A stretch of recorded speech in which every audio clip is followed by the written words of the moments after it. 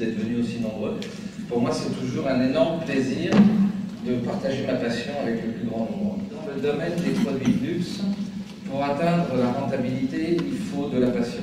J'ai repris la phrase de Coco Chanel qui dit que le luxe, ce n'est pas le contraire de la pauvreté, c'est le contraire de la vulgarité. Le luxe, ce n'est pas seulement le produit ou la marque.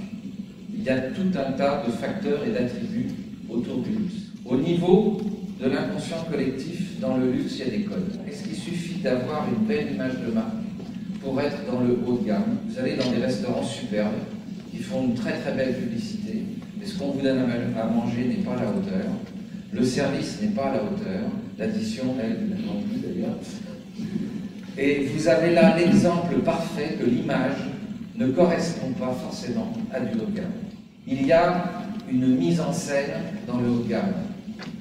C'est-à-dire que lorsque vous allez dans un restaurant qui vous plaît, où vous avez l'impression d'avoir un service impeccable, on a fait des répétitions, on s'est entraîné, on s'est formé. Grand nombre de détails qui rentrent en considération. Aujourd'hui, le consommateur, il a besoin d'être informé, il a besoin de s'enrichir de cette culture du produit, de la bijouterie, de la joaillerie. Il a besoin de savoir. Comment on fait pour gérer et générer du luxe? Article numéro 1, ça repose sur une expertise. Connaître les composantes des produits et savoir comment les produits sont faits, ça, ce sont les bases. Et ce sont les bases que doivent avoir toute personne dans un point de vente pour pouvoir communiquer et enrichir le client de son expertise, pour lui donner les moyens de comprendre que le produit, il ne vaut pas le prix qui est marqué sur l'étiquette, il vaut beaucoup plus que ça. Derrière, il y a une démarche, il y a une réflexion, il y a une passion, il y a de la créativité. Donc le prix n'est qu'une valeur relative. Deuxième point totalement indispensable, c'est d'avoir une culture des marques qu'on vend, qu'on représente. C'est savoir qui sont les créateurs, c'est quoi leur démarche, qu'est-ce qui les ont portés à créer ceci. Donc on lui ouvre des portes d'un univers, on le fait rêver. C'est ce dont les gens ont besoin aujourd'hui. Ils ont besoin d'en avoir plus. Le troisième point pour générer du luxe, c'est le comportement. Les comportements, quand on est dans le haut de gamme, les comportements doivent être codifiés, réglés, organisés. L'image est la conséquence de l'expertise, du discours et des comportements.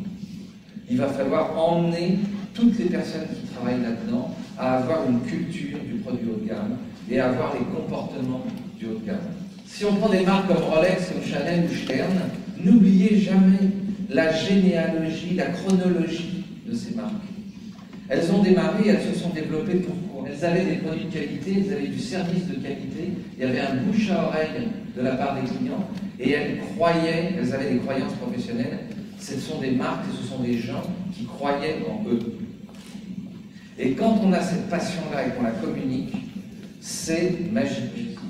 Parfois, ça prend du temps. C'est grâce à ça que votre notoriété, votre identité et votre rayonnement de votre marque s'opèrent. J'insiste beaucoup sur le comportement parce que c'est un peu comme si, pour aller séduire ou pour aller draguer, on se mettait super beau, on s'achète un beau costume, des belles chaussures, une belle cravate, mais qu'on ne sait pas parler, on crache par terre, on se touche dans les doigts. Je fais une caricature, mais pour vendre en haut de gamme et pour vendre en qualité, il faut aussi travailler l'intérieur. Sinon, vous générez une image, et quand les gens rentrent et passent votre porte, ils sont déçus de l'image que vous avez générée. L'image, c'est la boîte, et l'identité, c'est vous. L'identité est plus forte que l'image, c'est ce dont on se souvient, c'est ce qui reste. D'ailleurs, quand on vous fait un cadeau, en général, vous gardez le cadeau, pas la boîte. Ce qui est dangereux, c'est l'incohérence, c'est d'avoir une très belle boîte et un intérieur qui ne fonctionne pas. C'est vous qui faites la différence sur le point de vente. Okay.